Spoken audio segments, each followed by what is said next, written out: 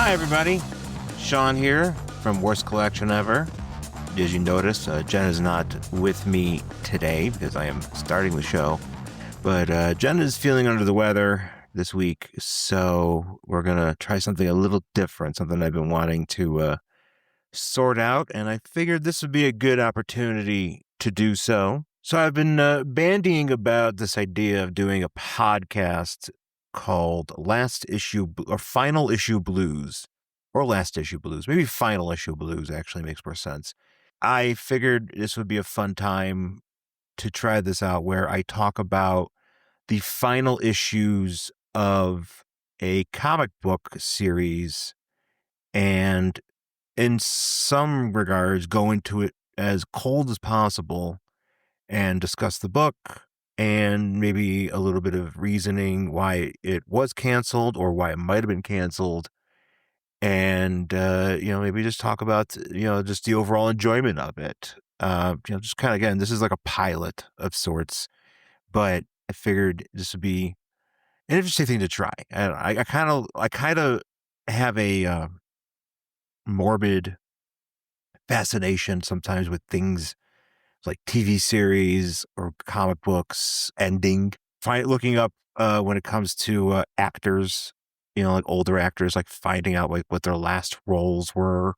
Friend of the show, Rob Kelly, he has a podcast called Fade Out, which I don't think I've ever actually listened to, but I love the concept of him talking about the final films of prolific actors. I looked it up and I didn't really see anybody at a great degree talking about final issues in comic books specifically. So let's give this a whirl. I decided to start with Blue Beetle Volume 6, which, Jesus Christ, Volume 6, man.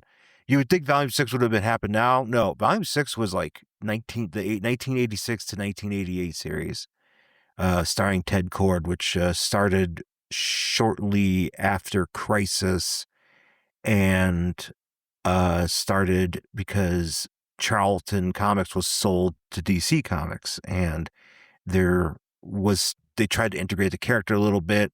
It was during the Convergence story, excuse me. So it's just like after the fact, but we are just starting straight up with this character and a new book, and it's been going on.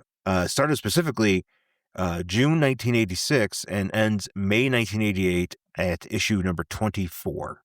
The reason why I'm starting with this one is the reason I found it just this past weekend. We were at the Hall of Justice, and I happened to find this book. I was like, I haven't really made a good list yet about the books I want to get or how I want to do this exactly as far as like tracking down stories, because my mind goes right to stuff from like the 80s and 90s and like the big hitters and stuff like that. But I think there's other stuff that I could be looking into that is more current, which is something we don't normally do as much of on the show, but we totally should. But I just happened to find this one. It was a good find.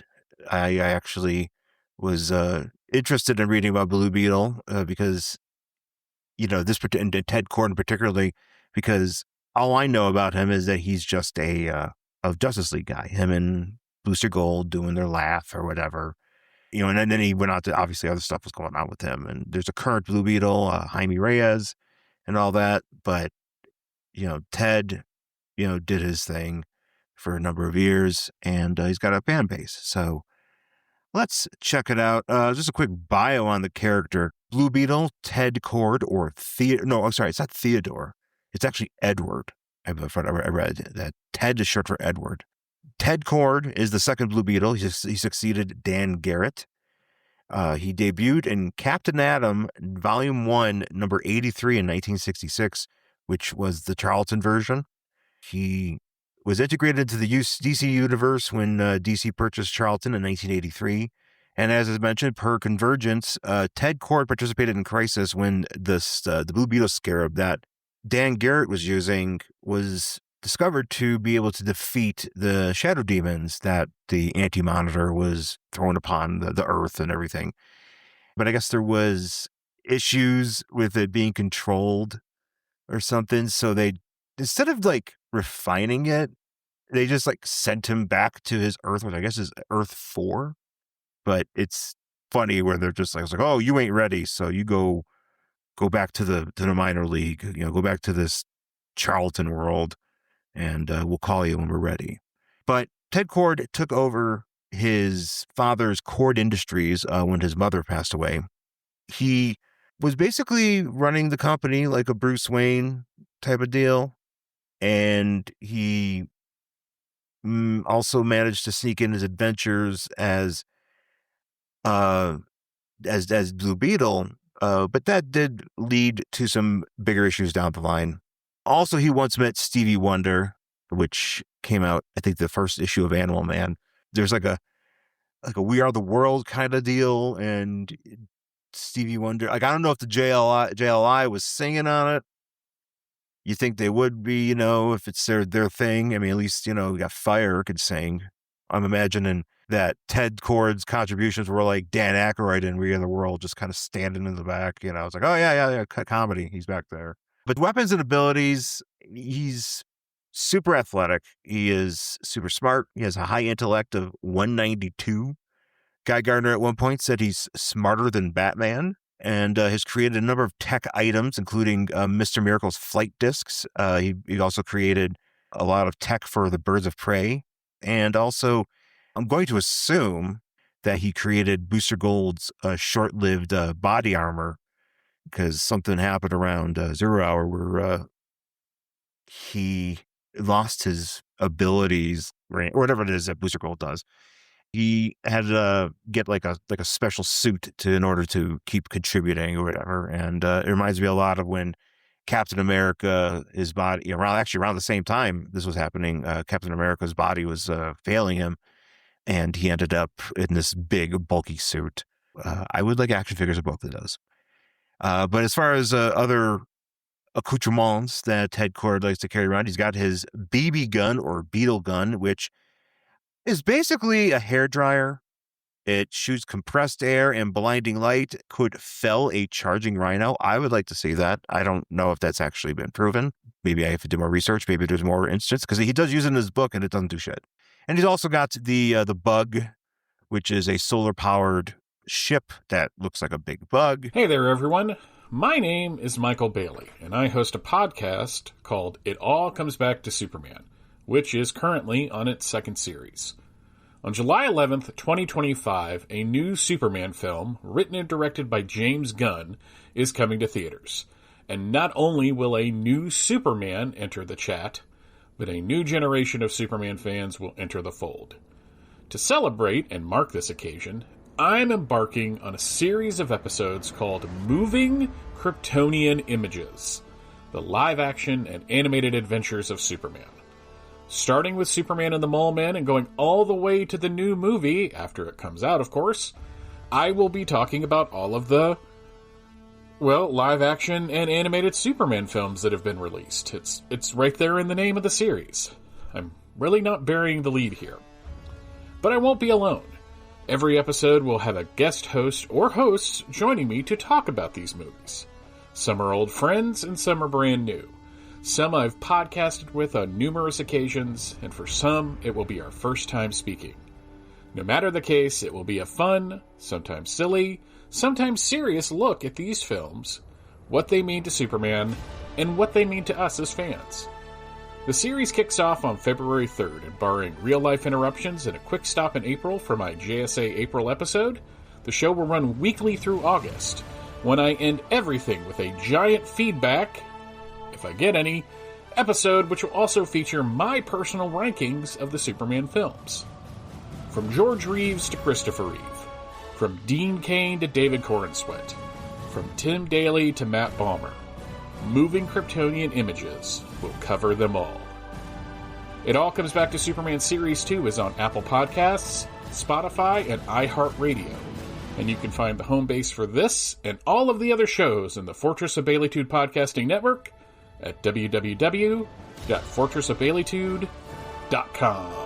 So let's get into the comic here. The cover, of course, Blue Beetle, number 24 from May 1988. Blue Beetle here is on the cover. He's perched on a building ledge, underneath which says "The Final Adventure." It gives a pretty sharp indicator that this is going to be it for the series. It just says "The Final Adventure." It doesn't say the last issue, but you can kind of really get the vibe that this is it for Blue Beetle's series. So the story itself is called "If at first you don't succeed." It's written kind of funny to me. It's like, if at first you don't succeed, there's an exclamation point there. But Len Wein is the writer. Don Heck and Danny Bulandi are the penciler and embellisher, or I guess anchor. But we start off with Ted showing up to Cord Industries. He is dressed like, I guess, what I would describe as Doctor Who meets Dexy's Midnight Runners. He's wearing like brown slacks. He's got like a blue jacket. He's got a kicky scarf. And he's also wearing a white hat, like one of those white like Newsies caps. So he's joining the Newsboy Legion, probably the most handsome member of that group by leaps and bounds, because as you know, if you listen to this podcast, the Newsboy Legion is a group of actual chuds. I also clocked this hat as being Homer Simpson's fat guy hat, the white hat that he wears in the episode where he goes on disability. But Ted is here, and he is like, "Dad, what are you doing here?" And yes, his father, whose name is Father, I'm just calling him Father. I just call him Father Cord. Call him Father Cord.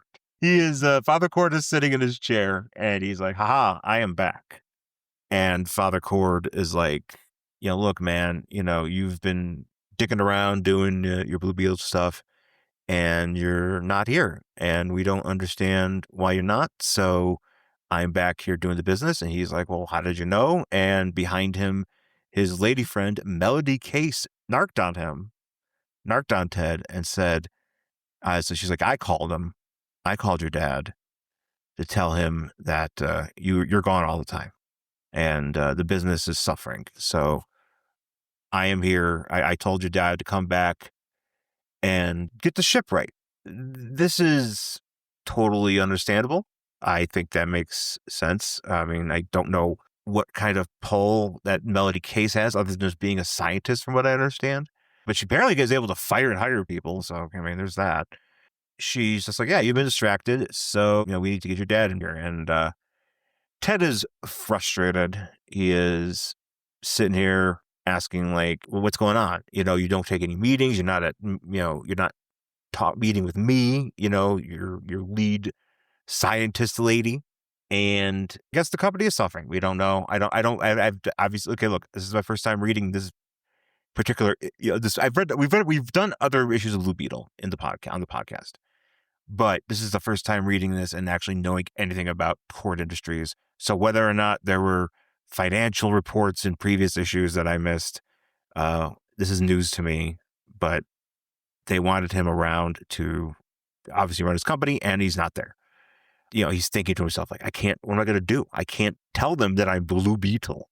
But he's very frustrated with that, and Ted storms out. He storms out in a gust of compressed air. Actually, he slams the door so hard there are no less than 4 puffs of air around the area of the door. So he goes deep into the building, which is where the beetle lair is, and he decides to, I guess, go patrolling. He decides that it's time to blow off some steam. He's very frustrated. He starts disrobing here. He's removing his shirt because he's wearing like a sweater, I think, underneath, or whatever, a t-shirt underneath his jacket. But it looks like he's like tearing it off, like he's Hulk Hogan, like he's Terry Bollea. He's like, "What you gonna do, brother, when the Blue Beetle runs wild on you?" He's going to go around Chicago because that's where he's based. He's based in Chicago. This is like the second book in like as many couple, not, on our show, but just recently I was reading old issues of the Cage comic from the 90s, and he's based in Chicago as well. So I'm having a very Chicago-centric superhero experience over the past couple days. Melody is like walking through her office. She's like, "Man, I had no choice. This is what I had to do. I have this relationship with Ted," because apparently Ted, they have a very professional relationship. but Ted is way more aggressive and is like, hey, baby, hey, baby, hey, baby. And Melody's like, nah, we're just friends. I mean, you're my boss and everything, and probably shouldn't be doing that, but I'm just not that into you.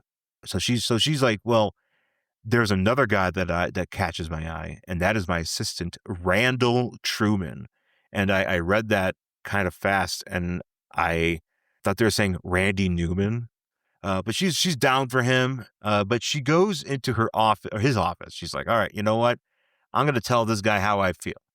I'm gonna tell, and this is her assistant. So she's like, interpersonal office relationships be damned. I am gonna get some of that. She walks to the office, and homeboy Randall is just canoodling. It's the best way to describe it. He is canoodling with another woman. You know, he's got his arms around her and they're just sitting up against his desk or whatever. And she walks in and she's like, Melody walks in and she's like, the fuck is this? You're with another woman? Like, I didn't know. And this poor woman, this woman turns out to be his wife. And this woman has to say the thing where she's like, oh, yeah, I guess I'm considered Ted's best kept secret because nobody ever knows about me. I don't know if Randall is not wearing a wedding ring. I personally don't wear my wedding ring, not because I don't care about wearing my wedding ring. It's just that during COVID, I just didn't want to get germs on it, and I stopped wearing it, and I just haven't worn it since. But before that, I was wearing it. But you think him having a wife, or at least in the terms of like, you know, the relationship, because it sounds like him and Melody are pretty close, that she would know, but she doesn't. So Melody is pretty furious. And she reacts in a way that it's very unprofessional. Again, there's a lot of unprofessional stuff going on in this the court industries, because she storms out and she's like, I'll deal with you later. And later on, she fires this motherfucker. She fires this dude for having a wife. That's the only reason, because there's no other reason you could say that she fired him for insubordinance, or just because his work is poor or whatever. You know, she just straight up fires him because he is married and she didn't tell him, or he didn't tell her. But was that really is that really his fault? No. I mean, she could easily find that out, I guess. Or maybe he could, I don't know, maybe he should tell, I don't know. But it's unprofessional. So then we cut to this guy. There's this dude on, I guess, is it Lake Chicago? The northern shore of Chicago. Lake Michigan, excuse me. Yeah, Lake Michigan. He is sitting in this boat, and they call it a pleasure craft, which it's just like a dinghy, you know, just like a shipball rowboat, but they call it a pleasure craft, which pops me because I'm like, is this a softcore porno? Like, what are we doing here? But this guy's like, you know, I'm getting fish, but I should have been a bowler like my mother. I'm not a good fish. I'm like, are you doing this professionally? I mean, like, you could also bowl. You could do all this stuff you want. It's the 80s, man. All bets are off, man. You could bowl. You could, you know, he's obviously, this guy's smoking. He's having a pipe. This is back when you could do pipes in public. I've seen like maybe 2 pipes in public, you know, and this guy back in the 80s, man, he was like probably king. Anybody could do a pipe in public back then. But something snags his line, and we don't know what it is, but he gets pulled into the water, and he's like, I should have been a bowler. And I'm like, all right, buddy, too bad. But we find out underneath the water that it is Carapax, who is a robot of some kind that houses the consciousness of a feller named Conrad. I was not aware of this character because I know this character is in the Blue Beetle movie. He's like the main bad outside of Susan Sarandon. I thought it was like a newer character or something. I didn't realize this character like existed like now, like he was back there in 1988 or even before that, because he mentions about having like this contentious relationship with Blue Beetle like pretty much all throughout the series. And he goes through his own, this character goes through his own origin, and he's like, well, I was a guy named Conrad, and I found this robot in Pago Pago. My brain got sucked in, and then I started fucking with the Beetle, and then Beetle took me and threw me in the Atlantic Ocean. So in the truest sense of haterdom, Carapax does what I don't think I've seen this once before where I think it's Curse in Secret Wars 2, or I think it's in the Secret Wars, some Secret Wars book. It's a Thor. The Curse is a Thor character. They send him after Thor, but he winds up in the ocean. And he just walks the ocean floor to get to Thor. I mean, I think he just ends up like New York City. And that's basically what this robot does. He just has a nice little walk on the marine floor. Try to figure out the path because he's like, you got to go through the St. Lawrence Seaway. I'm assuming Pago Pago is a tropical island of some sort. So you are much further south. So, you're trying to find a way in. And I'm assuming maybe he's walking. For some reason, my first thought is he went to like all the way up like Montreal and started walking down and went to the Great Lakes and just kind of trotting around like Lake Ontario, Lake Erie, whatever, until you get to Lake Michigan. But he could have showed up at any number of Atlantic coastal inlets. Maybe he came in through DC and whatever river. I don't know. I'm not familiar with the rivers. But he is looking for vengeance. He is ready to get his vengeance on Beetle, and he has taken pretty much the entire series to walk the ocean floor. I think that's awesome. This is a total I hate Blue Beetle so much. I'm gonna come after you, and I'm gonna walk past Atlantis. I'm gonna give Namor the finger. I'm gonna tell Aquaman to go kick rocks, and I'm gonna come for you. Carapax eventually does find the Beetle's hideout, and he invites himself in. He rips open the hatch, and he's in the lair, and he starts assaulting the building because he just knows that he's like, well, if this is where Blue Beetle is, this is his lair, I'm going to start messing up everything I can. And so I don't really know, because later on they end up hiring the building. I don't know how they do that, but he starts off somewhere and just starts wreaking havoc on this building, and the earthquakes are happening, and everybody's like, oh. So Blue Beetle returns, and somehow he is surprised by this robot. Like, because he comes in, he's like, oh man, everything's a mess here. Wonder what happened. And how you don't notice the presence of this Carapax immediately upon returning to your disheveled home, where he is still wreaking havoc. Or your disheveled lair, excuse me, is beyond me. But nonetheless, he gets surprised, and he does turn around. Beetle uses his hair dryer, and surprised it doesn't work. And Carapax is literally like, "Fuck your gun, man." That's the only time I see him use this. I know he's always had this gun. Beetle has always had this BB gun or Beetle gun, and obviously we know what it does. But I've never seen him use it other than here. I can't imagine it working on most villains. Like when the Justice League fought Doomsday, I don't recall him ever being like, oh, "Hang on, let me get my gun out of my bug and see if Doomsday will eat shit because of it." No, I mean he just did a bunch of flippy stuff and ended up getting seriously hurt. So I don't know. I don't know the purpose of this gun. That's the thing about a guy like Blue Beetle, and this is maybe why, part of the reason why a book like this gets canceled is that, yeah, he's got a lot of personality, but he doesn't really do much. Like, he doesn't have a power. Dan Garrett had like a sting electricity thing, but that was partly because of the Beetle, the Scarab. Ted doesn't have any of that. Ted just has technology. And, he's got a lot of wits. And he's got a lot of IQ. But he doesn't have, like, a power to, an inerrant power to back all that up. To back up his... I mean, he pulls his weight in other ways. He pulls out... I don't know if this is like a joke item, because he finds a fire extinguisher that looks just like a regular ass fire extinguisher, and it starts shooting fire.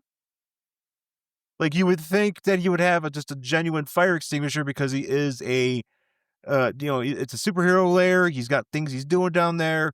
Fire breaks out. You can't call 911. You can't call the fire department. So you got to do something about it. And obviously, if you have sprinklers or something, great. But, a regular fire extinguisher would have been best for business to have there. But he's got one that sets on fire, which he uses to disorient Carapax. Now, why didn't you just use your gun with the light? Now, that's another thing, because that would have made more sense instead of just shooting it with like a puff of air.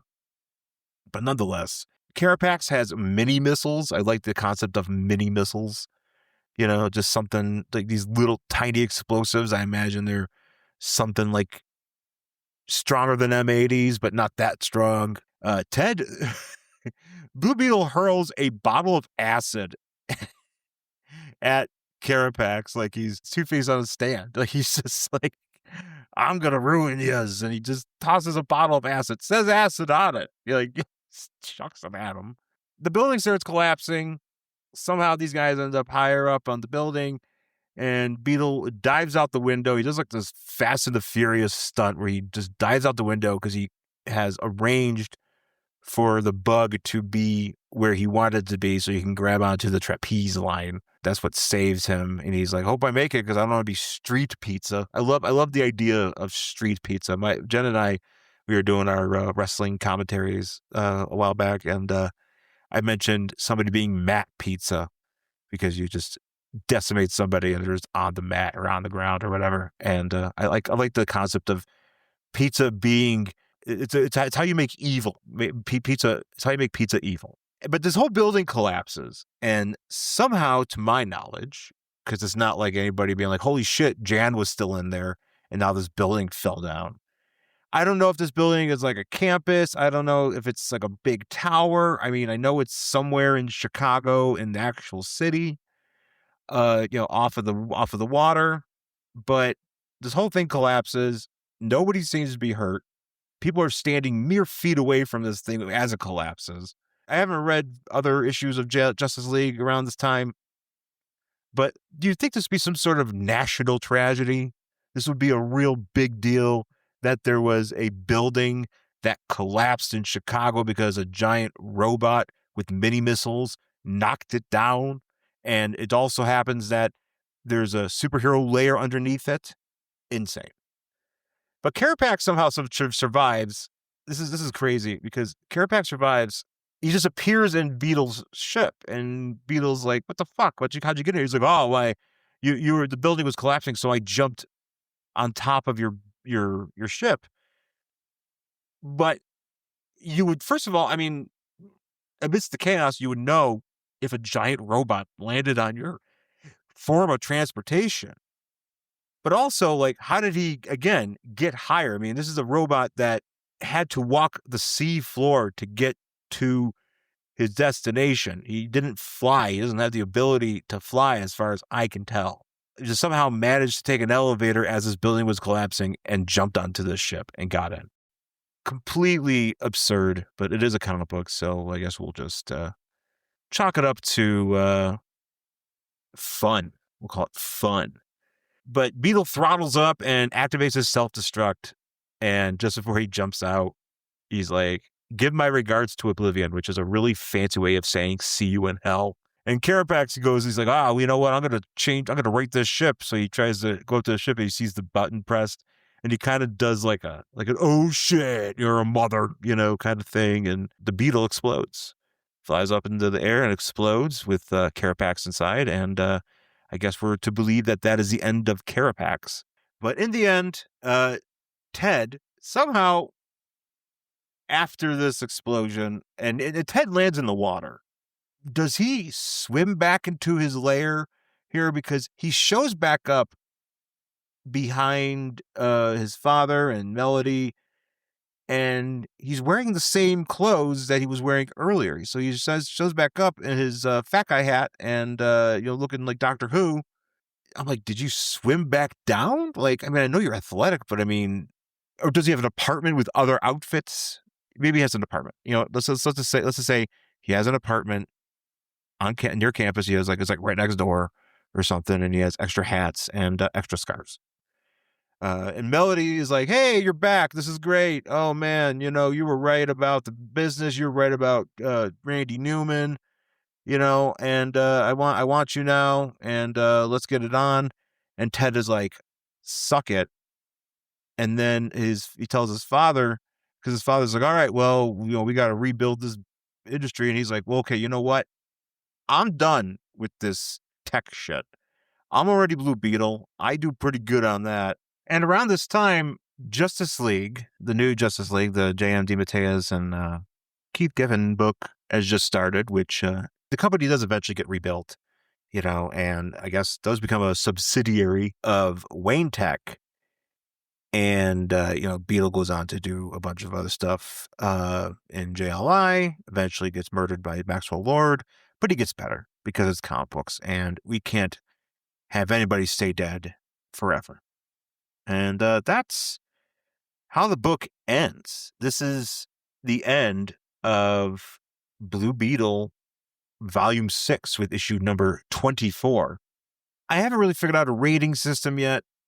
I want to do like a 1 to 5 or something, a certain kind of scale. I'm still kind of parsing this stuff out. I do say that this was a pretty good last issue of a comic book because it wraps everything up quite neatly for a character that is moving on to bigger and better things. And it doesn't really spell that out for you about what he's up to, but it's an ending. And if you're also around this time, reading Justice League or JLI or whatever, you already know that we're doing things. He's got a buddy now. He's got Booster Gold. He's got a whole new lot of responsibilities. So he's going to be doing that. And if you want to go join him over there, you might as well. It wraps up the antagonist and auxiliary threads pretty good. You get the shock in the beginning that it's like, oh, your father's here. He's going to run the company, and Ted's pissed. But then ends up putting Carapax in the dirt, and he's just not going to carry on with his normal life because why should he? I also felt that there was a competent display of Beetle's abilities, albeit not enough with this gun that I was complaining about earlier, but he does a lot of acrobatic stuff. He does a lot of tech stuff. There's a good amount of personality, and it's definitely more grounded than I'm used to reading Blue Beetle stuff for this era. It does a good job of telling you, hey, this was a decent book. It's fun. Maybe if you want to pick up the rest of them, maybe you should try doing that. And to my knowledge, the only collection that these books have been in, like this particular run, has been a showcase collection, which means it's in black and white, which sucks. But that's the best you can do. It got me interested in more. Wanted to read more of Blue Beetle. Just find out more about him. Find out more about Ted. I think this would, if I came in at the very end of this, if I finally was like, I'm gonna check this out, and you did, and you're like, damn, it's over. It's like, you know what? Let's go look up those Justice League books. Let's go see what's going on over there. Now, exactly why this was canceled, I could not tell you why. I was doing my research, and anytime you bring up cancellation for Blue Beetle, it goes right to the Jaime Reyes book that was out for a while, and that character is super over with all the kids, and obviously his presence on cartoons like Brave and the Bold, and obviously the movie and all that stuff. So a lot of information is based on that, or it comes up about that, but nothing so much about why Blue Beetle, the 1986 to 88 series, was canceled. And I'm going to hazard a guess and say that it has to do with he's just not, Ted Cord in particular, is just not the right kind of character to keep a book going. Kind of like Booster Gold. Like, he's interesting, there's cool things about him, but do I want to read about him every month? Probably not. That, I guess, is just going to do it. I don't really know how else I'm going to wrap this up. Kind of wanted to just get my thoughts out and see how it felt to talk about it. I like it. I like doing this. I myself am a little bit under the weather, and I'm struggling here. I feel a bit unfocused, but nonetheless, we'll do this again at some point because I have a few other books that I want to delve into and see what kind of reactions I have as far as being last issues and being like, oh, I should have kept reading that, or I should have read more of it, or maybe I'm glad I avoided it because this book seems like it sucked. So if you're listening to this, find me on socials at Angry Hero Sean, and Jen is at Jen Stansfield. Worst Collection Ever on Facebook. You can also email the show at worstcollectionever@gmail.com, and YouTube is at Worst Collection Ever. And if you want to interact with us, do it over there. There's plenty of ways to do so. And if you want to tell us about what you think as far as other last issue books that I should cover, that I should track down, maybe we'll get a handle on that.